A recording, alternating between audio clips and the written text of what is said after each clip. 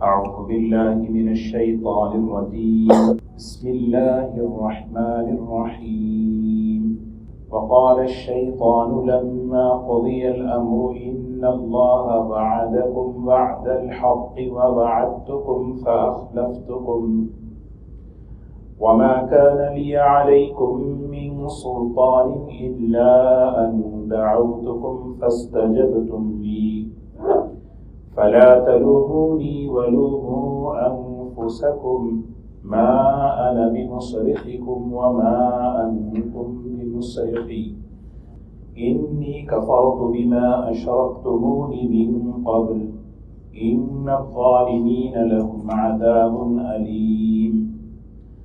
وأدخل الذين آمنوا وعملوا الصالحات جنات تجري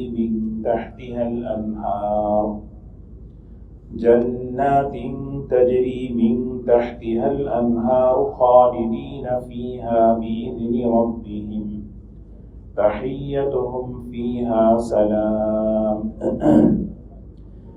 ألم تر كيف ضرب الله مثلا كلمة طيبة كشجرة طيبة أصلها ثابت وفرعها في السماء تؤتي أكلها كل حين بإذن ربها ويضرب الله الأمثال للناس لعلهم يتذكرون.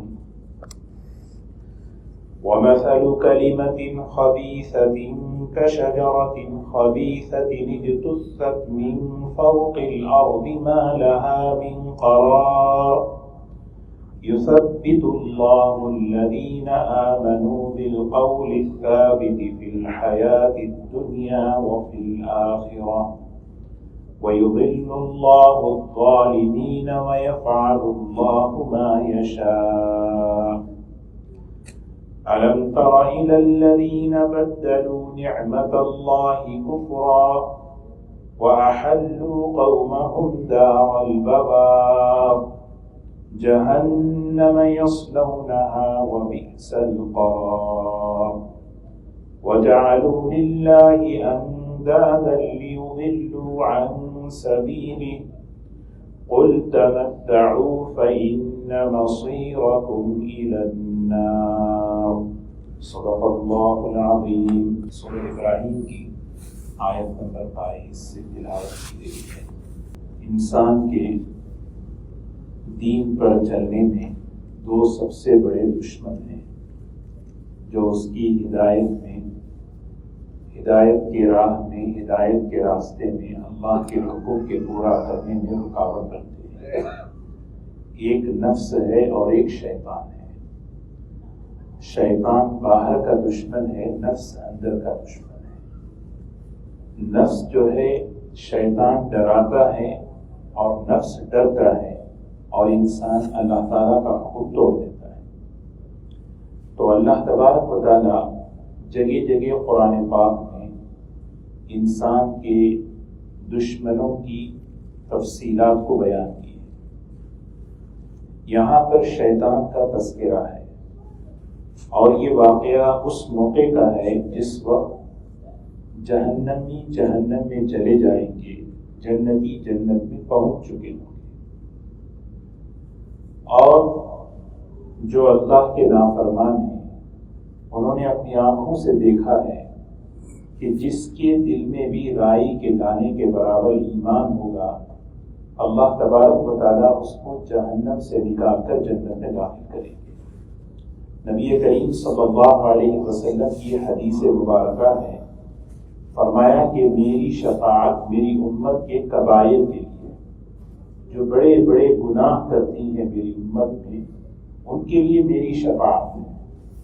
اور یہ شفاعت اللہ کے رسول صلی اللہ علیہ وسلم کی ہوگی. تو جب یہ مشرکین کافرین یہ دیکھیں گے یہ لوگ جو ہے نبی کریم صلی اللہ علیہ وسلم کی شفاعت سے نکل کر جہنم سے جنت کی طرف جا رہے ہیں، ہمیں بھی تو کوئی سفارشی کرنے والا ہو، ہم بھی کسی کے پاس پہنچے تو وہ دیکھیں گے کہ ہمارا بڑا تو کون ہے، ہمارا بڑا تو شیطان ہے، ہم نے اسی کے پیچھے اپنے آپ کو چلایا ہے. تو اس موقع پر یہ بات چیت ہوگی. جہنمی جہنم میں ہوں گے، شیطان ہوگا. حدیث پاک میں آتا ہے کہ آگ کا ممبر ہوگا، جیسے ممبر لکڑی کا ممبر ہے، آگ کا ممبر ہوگا. اس ممبر پر بیٹھا ہوا ہوگا اور اس موقع پر جہنمی اس سے کہیں گے کہ تو ہمارا بڑا ہے، ہم نے تیرے پیچھے چلا اور تو نے ہمیں راستہ بتایا جس کی وجہ سے ہم یہاں پہنچے ہیں، اب ہمیں اس مصیبت سے نکال. تو اب وہ جواب کیا دے گا وہ اللہ تبارک و تعالیٰ پہلے ہی ہمیں بتا دیا. وقال الشیطان، شیطان نے کہا. وقال اعلیٰ عربی میں ماضی کے لیے آتا ہے، کہا، حالانکہ یہ بات ہونے والی ہے. تو قرآن پاک میں اللہ تبارک و تعالیٰ بعض مرتبہ ماضی کا صیغہ لے کر آتے ہیں، ماضی کا جملہ لے کر آتے ہیں اس کے یقین ہونے کو بتانے کے. جسے شیطان نے کہا کا مطلب کہا ابھی تو قیامت قائم ہونی ہے، جنتی جنت میں، جہنمی جہنم میں، پھر وہاں ہوگا. وَيَقُولُ الشَّيْطَانُ ہونا چاہیے، شیطان کہے گا. لیکن یہ بات اتنی یقینی ہے، اللہ تبارک و تعالیٰ یہ کہہ رہے ہیں وقال الشیطان، شیطان کہے گا لما قضی الامر، جس موقع پر فیصلہ ہو چکا ہوگا، یہ جنتی ہے یہ جہنمی ہے. کیا کہے گا؟ ان اللہ وعدکم وعد الحق، اللہ کا وعدہ سچا وعدہ ہے. ایمان پر، اعمال پر، دین پر چلنے پر اللہ کے جو وعدے کامیابی کے، جنت کے، رحمتوں کے، وہ سب دیکھ رہے، یہ حق ہے. سوچیں شیطان بھی وہاں اقرار کرے گا ان اللہ وعدکم. شیطان جو ہے نا بعض مرتبہ جھوٹا ہے لیکن بات سچی کرتا ہے. جیسے حضرت ابو ہریرہ رضی اللہ تعالی عنہ کو آیت الکرسی بتائی تھی، نبی کریم صلی اللہ علیہ وسلم نے فرمایا تھا ابو ہریرہ ہے تو وہ جھوٹا لیکن بات اس نے سچی کہی کہ جو آیت الکرسی پڑھے گا شیطان اس کے قریب نہیں آئے گا. تو یہ بات بھی وہ سچی کہہ رہا ہے. اور یہ بات کیا ہے؟ ان اللہ وعدکم، یقیناً اللہ کا وعدہ سچا وعدہ ہے اور ہم دیکھ رہے ہیں اپنے آپ کو. اور رہی بات ووعدتکم، جو وعدہ میں نے تم لوگوں سے کیا تھا کہ آخرت کچھ نہیں ہے، مرنا ہے، مر کے بھی سب مٹی ہو جائیں گے، نہ قبر ہے، نہ آخرت ہے، نہ جنت ہے، نہ جہنم ہے، یہ سب بیکار کی چیزیں ہیں. اس طرح شیطان کہا تھا. ایسے کہا تھا، ایسی خیالات لے کر آتا ہے، ایسی چیزیں دلوں میں ذہنوں میں ڈالتا رہتا ہے. ہاں یہ سب اصل دنیا ہے، اصل یہاں کی عزت ہے، اصل یہاں کا نفع ہے، اصل یہاں کی کامیابی ہے. ووعدتکم فاخلفتکم، وہ وعدے سارے الٹے ہو گئے تمہارے ساتھ، جتنے میں نے وعدے کیے تھے جس کی وجہ سے تم یہاں پہنچ گئے. اور پھر تیسری بات وما كان لي عليكم من سلطان، دیکھو میں نے تم پر کوئی زبردستی نہیں کی کہ زبردستی پکڑ کے میں نے تمہیں چلایا ہو. اتنا زور، اتنی طاقت میرے پاس تھی ہی نہیں. ہاں الا ان دعوتکم، میں نے تمہیں بلایا کفر کی طرف، شرک کی طرف، گناہوں کی طرف میں نے تمہیں بلایا، میں نے تمہیں دعوت دی اور تم نے فاستجبتم لی، تم نے میری دعوت کو قبول کر لیا. بس میرا اتنا ہی اختیار تھا. اور حقیقت میں جیسے اتوار میں، ابھی گزشتہ اتوار ہماری حدیث کے درس میں یہی سارا مضمون گزرا تھا. نبی کریم صلی اللہ علیہ وسلم نے ایک جملہ فرمایا الحمدللہ الذی رد امرہ الی الوسوسہ، اے اللہ تیرا شکر ہے، تیری تعریف بیان کرتا ہوں، تو نے شیطان کا اختیار اتنا ہی دیا کہ وہ وسوسہ ڈالتا ہے، اس سے زیادہ اس کا اختیار نہیں ہے. شیطان وسوسہ ڈالتا ہے کہ گناہوں کو خوبصورت کر کے بتاتا ہے، مختلف قسم کی سوچ، مختلف قسم کی باتیں ذہنوں میں ڈالتا رہتا ہے. بس اس کا اختیار اتنا ہی ہے. وہ کہہ رہا ہے وما كان لي عليكم من سلطان، ذرا برابر بھی تم پر میرا زور نہیں کہ زبردستی ہاتھ پکڑ کر میں تمہیں چلاؤں کفر کی طرف، شرک کی طرف، ایسا تو تھا نہیں. الا ان دعوتکم فاستجبتم لی، مگر یہ کہ میں نے تمہیں دعوت دی، میں نے شیطان کی دعوت کیسی ہے؟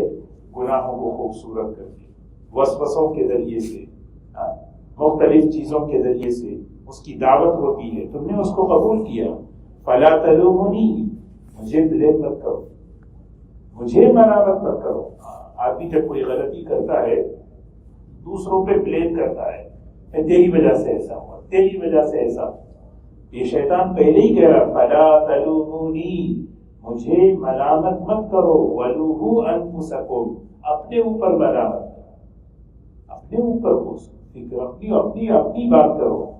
ما انا بمصرخکم وما انتم بمصرخی، آج تم میرے سامنے آئے ہو مدد کے لیے، نہ میں تمہاری مدد کر سکتا ہوں اور نہ تم میری مدد کر سکتے ہو۔ ہاتھ اٹھا دے گا، انی کفرت بما اشرکتمونی من قبل، میں بس جس چیز کو تم نے اللہ کو چھوڑ کر تم نے مجھے عبادت کی، میرے پیچھے چلے، میں ان سب سے برات کا اعلان کرتا ہوں۔ وَإِنَّ الظَّالِمِينَ لَهُمْ عَذَابٌ أَلِيمٌ، یقیناً ظالمین کے لیے اللہ کی طرف سے بہت سخت عذاب۔ یہ جو آیت ہے، یہ شیطان کا جو ہے یہ لیکچر ہے، یہ جہنم میں جہنمیوں کے سامنے اس وقت کہے گا جس وقت سب جنتی جنت میں، جہنمی جہنم میں ہوں گے، اور یہ اس کے پاس اپنی فریاد لے کر آئیں گے تاکہ تو ہمیں بچا دے۔ تو یہاں اس آیت میں سمجھنے کی جو باتیں ہیں، سب سے پہلی بات یہ ہے کہ وہاں پر سارے وعدے انسان جو کچھ یہاں غیب میں ہیں وہ اپنی آنکھوں سے دیکھ لے گا۔ ایمان والوں پر ایمان اور اعمال کے راستے پر چلنے والوں کے لیے اللہ کے جو وعدے ہیں کیسے حق ہیں، اور نافرمانی اور کفر و شرک کے راستے پر چلنے والوں کے لیے کیا سزائیں ہیں وہ بھی انسان دیکھے گا۔ اور تیسری بات، اللہ تبارک و تعالیٰ نے شیطان کو بس اختیار زور زبردستی کا نہیں ہے، ورنہ تو انسان کیا کرتا ہے؟ بے بس ہو جاتا ہے۔ ہاں ایک چیز ہے، الا ان دعوت، وہ تمہیں دعوت دے گا، اس کی دعوت چلے گی۔ اسی لیے دیکھیں پہلے دن سے نبیوں کی دعوت چلی، شیطان کی بھی دعوت چلی، آدم علیہ السلام اور شیطان دونوں ساتھ ساتھ۔ اور اس کی دعوت کہاں کیسے چلتی ہے؟ سورہ نساء میں اللہ تعالیٰ نے اس کو اور تفصیل سے بیان فرمایا، وَلَأُضِلَّنَّهُمْ وَلَأُمَنِّيَنَّهُمْ وَلَآمُرَنَّهُمْ فَلَيُبَتِّكُنَّ آذَانَ الْأَنْعَامِ وَلَآمُرَنَّهُمْ فَلَيُغَيِّرُنَّ خَلْقَ اللَّهِ، میں تمہیں گمراہ کروں گا، راستے سے ہٹاؤں گا، تم اللہ کے بندے ہوں گے لیکن وہ میری عبادت کرو گے، میں تمہیں تمناؤں میں، آرزوؤں میں ڈبو دوں گا۔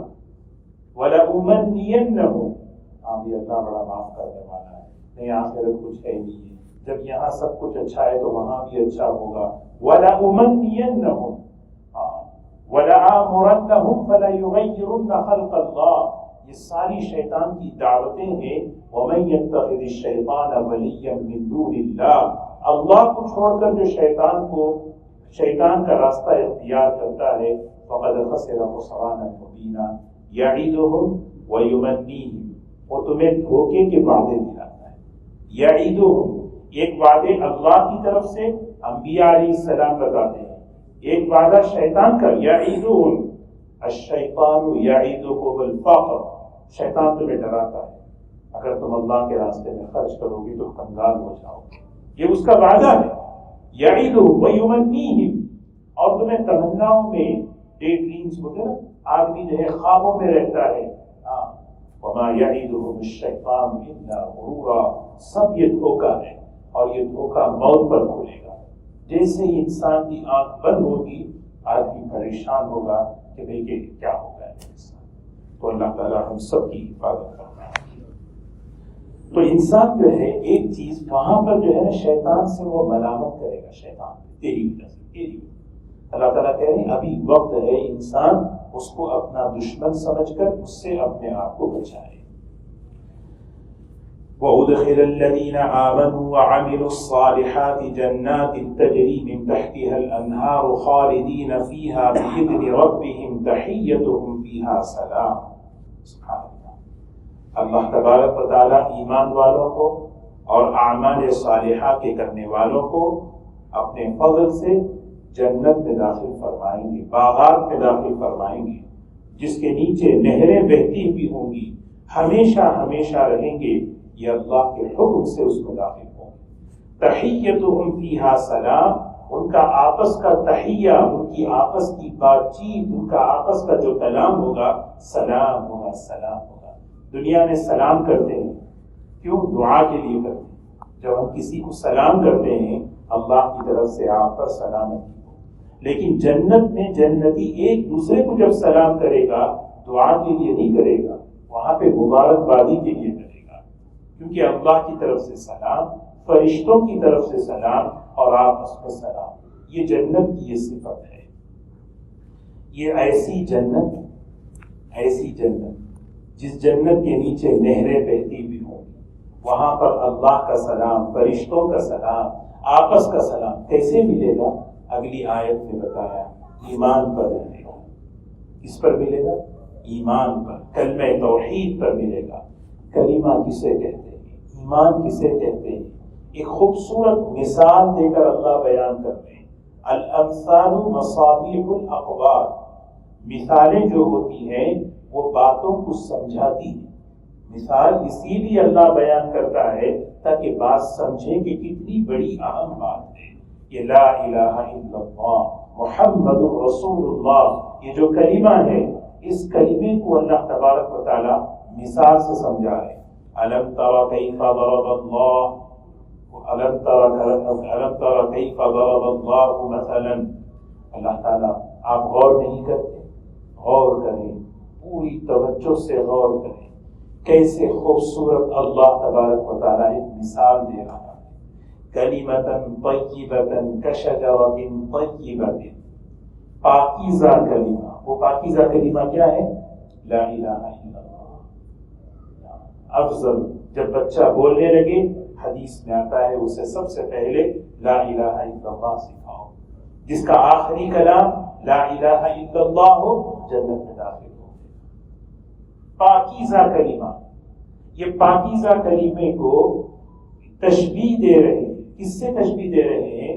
شجرۃ طیبہ، ایک پاکیزہ درخت سے تشبیہ دے رہے ہیں۔ وہ پاکیزہ درخت کیا ہے؟ وہ درخت ہے کھجور کا درخت، کھجور کا درخت، اصلها ثابت وفرعها في السماء، اس درخت کی 4 خوبیاں بتا رہے ہیں۔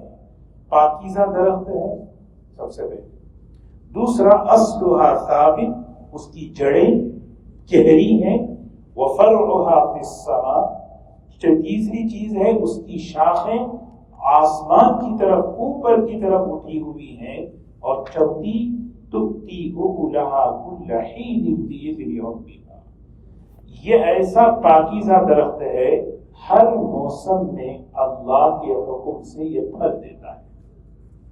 یہ 4 مثالیں اللہ نے دی، یہ 4 باتیں ایمان والا اپنی زندگی میں امپلیمنٹ کرے۔ سب سے پہلے آپ سے نبی کریم صلی اللہ علیہ وسلم تشریف فرما تھے، آپ نے صحابہ سے ایک سوال کیا، بتاؤ نہیں وہ کون سا درخت ہے جو مسلمان کے مشابہ ہے؟ بتاؤ وہ کون سا درخت ہے جو مسلمان کے مشابہ ہے؟ صحابہ جو ہے کسی کا سب جنگلوں کی طرف چلے گئے، اچھا کون سا ہوگا، کون سا ہوگا، کون سا ہوگا؟ چھوٹے سے صحابی ہیں عبداللہ ابن عمر رضی اللہ تعالیٰ، ان کے دل میں بات آئی، مجلس ختم ہو گئی، وہ کہنے لگے اپنے والد سے، میرے دل میں بات آئی ہے، حضرت عمر سے کہنے لگے میں جھجک رہا تھا، بڑے بڑے لوگ بیٹھے ہوئے تو کیسے، کاش تم کہہ دیتا، مجھے بہت خوشی ہو۔ تو وہ کون سا درخت ہے جو مسلمان کے مشابہ ہے؟ وہ درخت ہے کھجور کا درخت، جس کی کوئی چیز ضائع نہیں ہے۔ کیسا خوبصورت درخت، کھجور کے باغات کو دیکھیں آپ، سبحان اللہ۔ یہاں مدینہ منورہ میں آپ حضرات شاید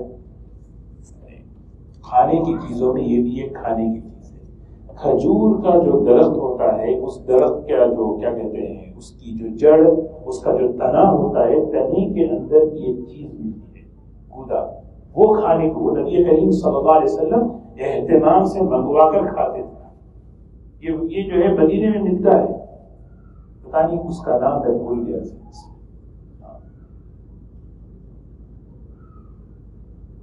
یعنی یہاں تک کہ وہ جو تنا ہے اس تنے کے اندر سے جو شیرہ جو یعنی مطلب جو تھک ایک چیز نکلتی ہے وہ اودے کی طرح، وہ نبی کریم صلی اللہ علیہ وسلم نے فرمایا، اس کی پتے، اس کی ڈالیاں، اس کی شاخیں، اس کا تنا، اس کی جڑ، کوئی چیز اس کا کھجور کی بیج، کھجور کوئی چیز اس کی جو ہے ضائع نہیں۔ جس طرح اس کی جڑیں اندر آسمان کی طرف اس کی شاخیں، اور تیسری چیز کیا ہے؟ پاکیزہ درخت، اور چوتھی چیز ہر موسم میں وہ پھل دیتا ہے۔ نبی کریم صلی اللہ علیہ وسلم نے مثال دے کر یہی فرمایا، اور اللہ تبارک و تعالیٰ بھی مثال دے رہے ہیں ایمان والے کے پاس جو کلمہ طیبہ ہے، وہ کلمہ طیبہ ایک پاکیزہ درخت ہے، اس کی جڑیں دل کے اندر ہوں، زبان پہ نہ ہو، لا الہ الا اللہ یہ دل کے اندر اترے، جس کو حدیث پاک میں آتا ہے اللہم انی اسألک ایمانا یباشر قلبی، اے اللہ میں آپ سے وہ ایمان مانگتا ہوں جو میرے دل کے اندر اتر جائے، مباشر اندر سے، وہ یباشر قلبی رگوں میں اتر جائے وہ ایمان جس کی جڑیں اندر، اور وَفَرْعُهَا فِي السَّمَاءِ، درخت کی خوبصورتی کس سے؟ درخت کی خوبصورتی کس سے؟ درخت کی خوبصورتی اس کی شاخوں سے، ٹہنیوں سے، پھلوں سے، پتوں سے اور اس کے رس سے ہے نا۔ تو اسی طرح وہ ایمان والا، اس کا ہر مسلمان کے اندر جو ایمان ہے وہ ایمان خوبصورت ہے جس کے اندر اعمال، جس کے اندر عبادات، جڑ ایمان ہے، تنا عبادات ہے، شاخیں جو ہے معاملات ہیں، اس کے اندر پتے کیا ہیں؟ معاشرت ہیں، پھل جو ہے اخلاق ہیں، ان پھلوں کے اندر جو رس ہے وہ اخلاص ہے۔ بغیر رس کا پھل مزیدار ہوتا ہے، بغیر اخلاص کا عمل بھی جو ہے پسند نہیں ہے۔ تو یہ کشجرۃ طیبہ، جس طرح ایک درخت ہے، درخت کی حفاظت کی جاتی ہے، ہوتی ہی ہوتی۔ دو قسم کے درخت ہیں، ایک درخت وہ ہے جو خود بخود بڑھتا ہے، کوئی اس کو پلٹ کے بھی نہیں دیتا۔ ایک درخت وہ ہے جس کا مالی ہوتا ہے، مالی سمجھتے ہیں، دیکھ بھال کرنے والا، اس کی کام چھانٹ کرتا ہے، پتوں کو بھی جو ہے کرتا ہے۔ اس درخت کو دیکھتے ہیں لوگ، اس درخت کو لوگ دیکھنے کے لیے آتے ہیں، وہ درخت بڑا فائدہ ہوتا ہے۔ یہ اشارہ ہے اس میں کہ مسلمان اپنی ایمانی زندگی میں تربیت میں بھی کام چھانٹ ہو، روک ٹوک ہو، بھائی یہ نہ کرو، یہ کرو، یہ مجھے کوئی پوچھے نہیں، I don't ask me anything, I can do anything۔ بس وہ ایسا درخت ہے جو درخت کو خود بڑھنے والا، کیسا خود بڑھنے والا؟ ڈالیاں بکھرے ہوئے، شاخیں بکھری ہوئی، پریشان، خود جھک کے جا رہا ہے۔ تو حدیث پاک میں رسول اللہ صلی اللہ علیہ وسلم نے مثال، تو قرآن پاک میں فرمایا جس کی جڑیں اندر، یعنی ایمان کی جڑیں اندر، اور وَفَرْعُهَا فِي السَّمَاءِ، اور دوسری چیز اس کی شاخیں آسمان کی طرف، یعنی اعمال صالحہ۔ اسی لیے فرح کہتے ہیں شاخ، ایمان کی شاخیں، نماز، عبادات، تلاوت، ذکر۔ اس سے پہلے بھی میں نے عرض کیا تھا، ایک کتاب ہے شعب الایمان، ایمان کی شاخیں، امام بیہقی رحمۃ اللہ علیہ نے وہ ایک حدیث پر پوری کتاب لکھ دی ہے، الایمان بضع و سبعون شعبۃ، ایمان کی 70 سے زیادہ شاخیں ہیں، لا الہ الا اللہ افضل ہے، وادناها اماطۃ الاذى عن الطریق، سب سے کم درجے کا جو شعبہ ہے راستے سے تکلیف دہ چیز کو ہٹانا ہے۔ تو اللہ تعالیٰ ایسا خوبصورت ایمان ہمیں عطا فرمائے۔ شجرۃ طیبہ کہ پاکیزہ درخت، دیکھنے میں آنکھیں ٹھنڈی ہو رہی ہیں، سایہ مل رہا ہے، پھل مل رہا ہے نا، کیسا ایسا درخت کہ اس میں جو ہے عبادات، تلاوت ہو، ذکر ہو، اخلاق ہو۔ تو اور تیسری چوتھی جو چیز فرمائی، عجیب بات فرمائی، تؤتی اکلھا کل حین باذن ربھا، یہ جو پاکیزہ درخت ہے نا، ہر موسم میں اللہ کے حکم سے پھل دیتا ہے، یہ کسی ایک وقت کے تابع نہیں ہے۔ کیا مطلب؟ ایمان والے کا ایمان صرف جو ہے نا نماز میں نہیں ہے، بلکہ یہ ہر وقت، بزنس میں گئے تو حرام سے بچ رہا ہے، دوستوں سے مل رہا ہے تو وہاں کا دین، بچوں کے ساتھ ہے تو وہاں کا دین ہے نا، راستے سے جا رہے ہیں تو راستے کے حقوق زندہ ہو رہے ہیں۔ ہر موسم یہ ایسا پاکیزہ درخت ہے، ہر موسم میں پھل دینے والا۔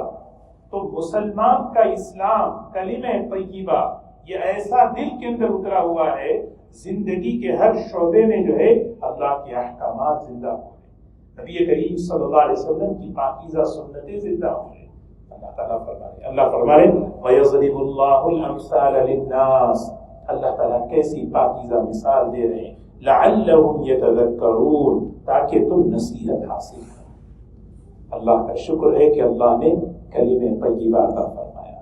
اب اس کی فکر یہ ہو کہ یہ کلمہ جس طرح بیج، اس بیج کو زمین پر ڈال دو بیج ضائع ہو جاتی ہے، اس بیج کو اندر اتارو، اندر یعنی بیج میں کلمہ طیبہ لا الہ الا اللہ بس، لیکن اس ایک بیج کے اندر کتنے پتے، کتنے پھول، کتنے پھل ہیں اور کتنے درخت ہیں ہم تصور بھی نہیں کر سکتے۔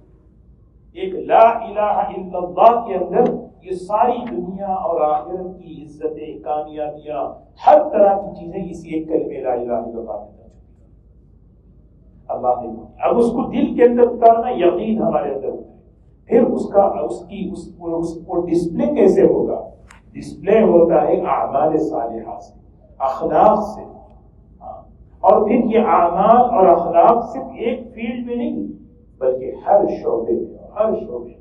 یہ چیز، یہ آیت بہت غور کرنے کی۔ اگلی بات دیکھیں، وَمَثَلُ كَلِمَةٍ خَبِيثَةٍ كَشَجَرَةٍ خَبِيثَةٍ اجْتُثَّتْ مِنْ فَوْقِ الْأَرْضِ مَا لَهَا مِنْ قَرَارٍ۔ ایمان کی مثال دی، اب کفر کی مثال ہے۔ کفر کی مثال کیسی ہے؟ کلمۃ خبیثہ، گندا جملہ، پاکیزہ یہ مثل کلمۃ خبیثہ، شرک بہت اللہ بدبو ہے، اس انما المشرکون نجس، روحانی بدبو ہے، اس شرک میں بدبو ہے، کفر میں بدبو ہے۔ وہ بدبو کون سی؟ عقیدے کی بدبو، عقیدے کی بدبو۔ اس کی مثال کشجرۃ خبیثہ، ایک گندا درخت، حنظل ایک درخت کیسا ہوتا ہے؟ اجتثت من فوق الارض، وہ دیکھیے یہاں بڑی بہترین مثال اللہ سمجھا رہے ہیں۔ کفر کی کوئی بیس نہیں ہے، شرک کی کوئی بیس نہیں ہے، بنیاد نہیں ہے۔ ایمان کی، کلمے کی، اسلام کی بنیاد ہے۔ کفر کی نہ عقل میں، نہ عقلی طور پر، نہ کسی اور طور پر، دلیل کے طور پر اس کی کوئی بیس نہیں۔ اجتثت من فوق الارض، ایک ایسا درخت جو اوپر ہی اوپر ہے، ما لها من قرار، اس کے لیے کوئی قرار ہی نہیں ہے، کبھی ادھر کبھی ادھر۔ لیکن ایمان کا درخت، اس کی جڑیں اندر، کتنی آندھیاں چلے، کتنے حالات آئے، کتنے طوفان آئے، وہ اپنے وہ درخت جمع رہتا ہے، جسے صحابہ نے اپنے درخت کو جمایا۔ حذیفہ رضی اللہ، حضرت حذیفہ ابن عبداللہ ابن حذیفہ سہمی رضی اللہ عنہ روم کے بادشاہ کے دربار میں پہنچ گئے۔ اس نے آفر دیا، ایمان چھوڑ دو، آدھی حکومت دے دوں گا، آدھی حکومت، نہیں، پلک جھپکنے کے برابر بھی نہیں چھوڑ سکتا، آفر دیا، پھر ڈرایا، دیکھو اس آدمی کو جیسے تیل میں ڈالا میں تمہیں بھی ڈال دوں گا۔ رونے لگے، میرے پاس ایک ہی جان ہے، اگر میرے پاس کئی جانیں ہوتی تو میں ایک ایک کر کے دے دیتا۔ یہ کون سا؟ شجرۃ طیبہ، یہ اندر اصلھا ثابت، یہ اندر اترا ہوا ہے۔ اللہ ہمارا ایمان ایسا بنا، کفر کی، شرک کی اس کی کوئی بیس نہیں، اس کی کوئی بنیاد نہیں، ما لہا من قرار۔ یہ سب اب جو ہے سبحان اللہ، جب کسی کے پاس ایسا ایمان ہو اس کا کیا اثر ہے، اب کسی کے پاس ایسا گندا کلمہ کفر و شرک کا ہو اس کا کیا رزلٹ ہے، وہ دونوں اللہ بتا رہے ہیں۔ یثبت اللہ الذین آمنوا بالقول الثابت فی الحیاۃ الدنیا وفی الآخرہ، اللہ تبارک و تعالی ایمان والوں کو اس قول ثابت پر جمائیں گے دنیا میں۔ لا الہ الا اللہ یہ قول ثابت ہے، جب اس نے کہا لا الہ الا اللہ اور دل کے تصدیق قلب کے ساتھ دل کے یقین کے ساتھ اب اللہ اسے جمائیں گے.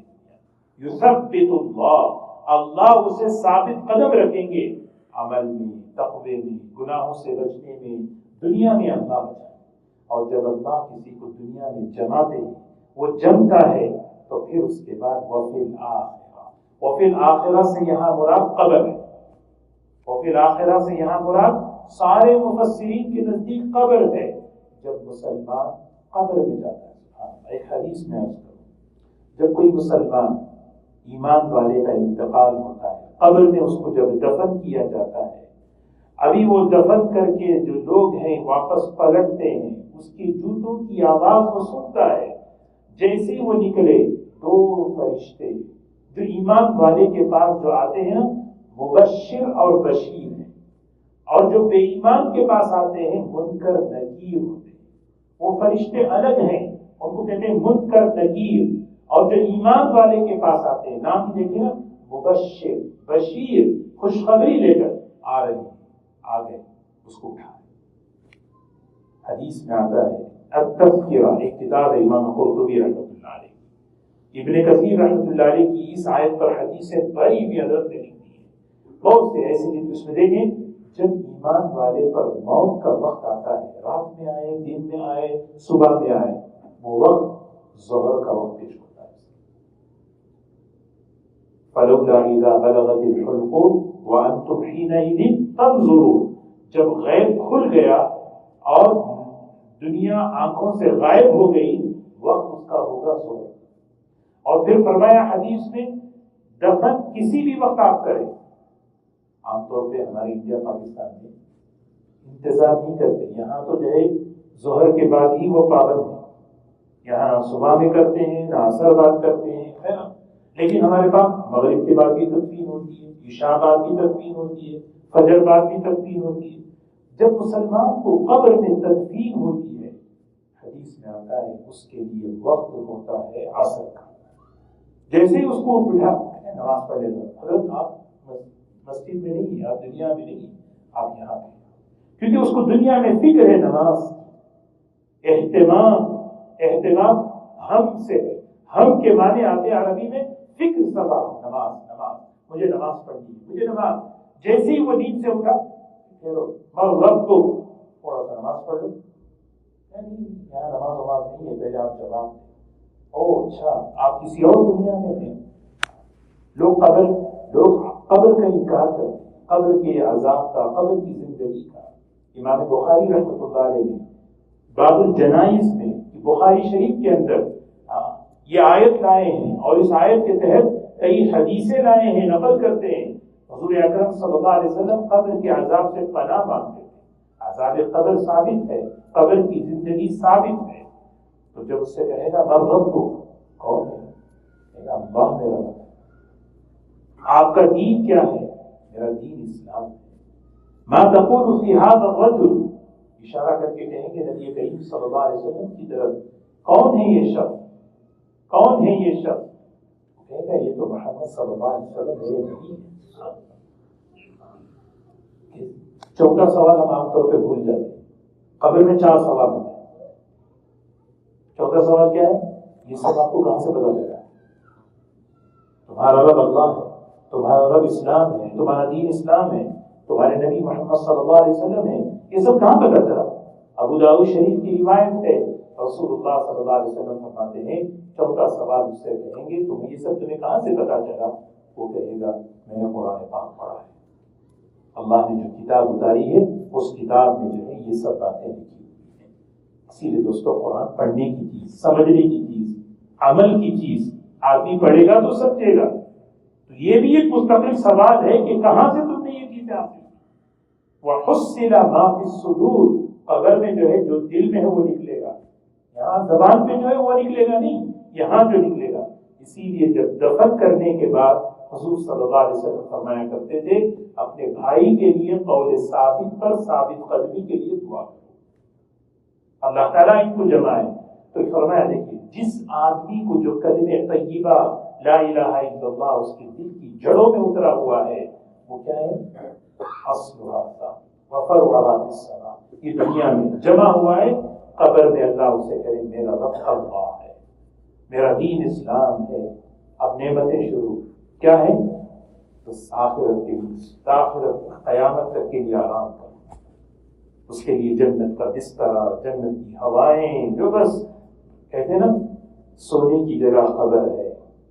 جنت میں نیند نہیں ہے، جنت میں نیند نہیں ہے، نیند کی ساری جگہ کہاں ہے؟ قبر میں۔ آدمی قبر میں سوتا ہے۔ مولانا عمر صاحب پالنپوری رحمۃ اللہ علیہ کہتے تھے کام کرنے کی جگہ دنیا ہے، کام کرنے کی جگہ دنیا ہے، سونے کی جگہ قبر ہے۔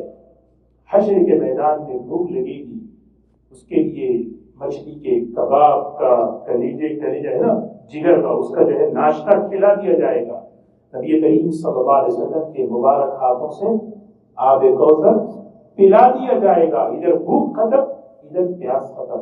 اب جب جنتی جنت میں جائے گا، نہ اسے بھوک نہ پیاس، ساری چیزیں مزے کے لیے، ساری چیزیں لذت کے لیے ہوگی۔ کوئی چیز بھوک وہاں سے حاجت نہیں ہوگی، مجھے بھوک لگ رہی ہے، مجھے پیاس لگ رہی ہے، لذت کے لیے۔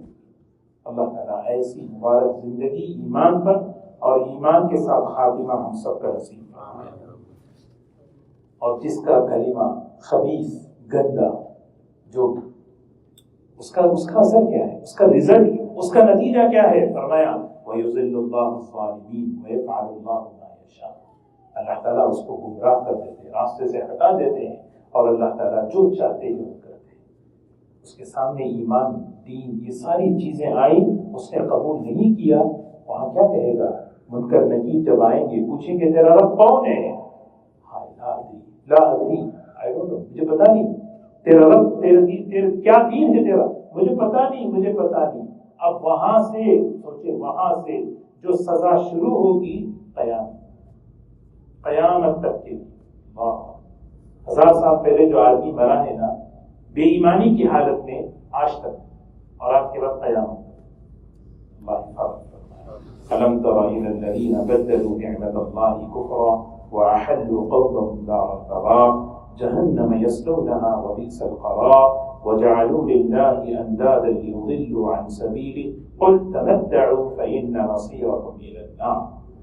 خاص طور پہ اللہ تبارک و تعالیٰ قریش سے کہہ رہے ہیں، کیا تم نے ان لوگوں کو نہیں دیکھا جن کو اللہ نے کتنی بڑی نعمت عطا فرمائی، انہوں نے اللہ کی نعمت کو بدل دیا۔ نبی کریم صلی اللہ علیہ وسلم اس خاندان میں، اس علاقے میں آئے، قرآن وہاں پہ نازل ہوا۔ قریش لیڈر ہے، خاص طور پہ یہ آیت جو مقتدا، لیڈر، جو قائد ہوتے ہیں نا، ان کے لیے بڑی خطرناک آیت ہے، کیونکہ ان کو فالو کرنے والے ہوتے ہیں نا، لوگ ان کو دیکھ کر چلنے والے ہوتے ہیں۔ اسی لیے معمولی بات نہیں ہے کسی قوم کا، کسی علاقے کا قائد بننا، لیڈر بننا، کسی ہے۔ نبی کریم صلی اللہ علیہ وسلم مثال دیتے ہیں، یہ تو دودھ پلانے والی ماں کی طرح یہ مزیدار چیز ہے۔ کیا ہے؟ قیادت، لیڈرشپ۔ بچہ جو ہے نا جب دودھ چھوڑاتی ہے ماں، چھوڑتا نہیں، ماں کو ہی برا کہتا ہے، ماں کو ہی غصہ کرتا ہے۔ اس طرح جب کسی سے قیادت اور لیڈرشپ نکالی جاتی ہے، وہ اسی کو ہی، حالانکہ اس سے وہ بہتر چیز ہے کہ اس سے ہٹایا جا رہا ہے۔ تو یہ کہہ رہے ہیں اللہ نے تمہیں لیڈر بنایا، اللہ نے تمہیں قائد بنایا۔ قریش کتنی بڑی قوم ہے، کہہ رہے تم نے اللہ کی نعمت کو بدل ڈالا۔ وَأَحَلُّوا قَوْمَهُمْ دَارَ الْبَوَارِ، اپنی ساری قوم کو لے کر جو ہے بربادی کی طرف چلے گئے، خود بھی برباد، ان کو بھی برباد کر دیے۔ جہنم یصلونها وبئس القرار، جہنم میں بدترین ٹھکانے کی طرف چلے گئے۔ وجعلوا للہ اندادا لیضلوا عن سبیلی، ان لوگوں نے اللہ کے ساتھ شریک ٹھہرایا تاکہ لوگوں کو اللہ کے دین سے بہکائیں۔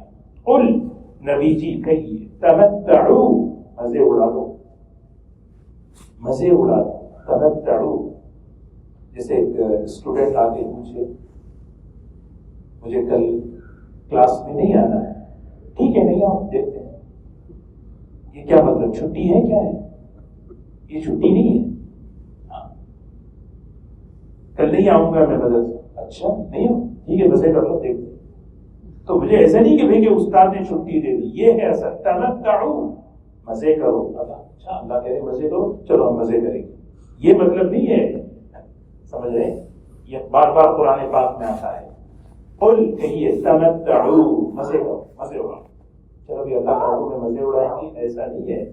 مزے اڑاؤ ایک دھمکی ہے، اڑانا ہے کتنا مزہ اڑا لو. فإن مصيركم إلى النار، جہنم نہیں فرمایا، لوٹنے کی جگہ جہنم نہیں، آ گیا.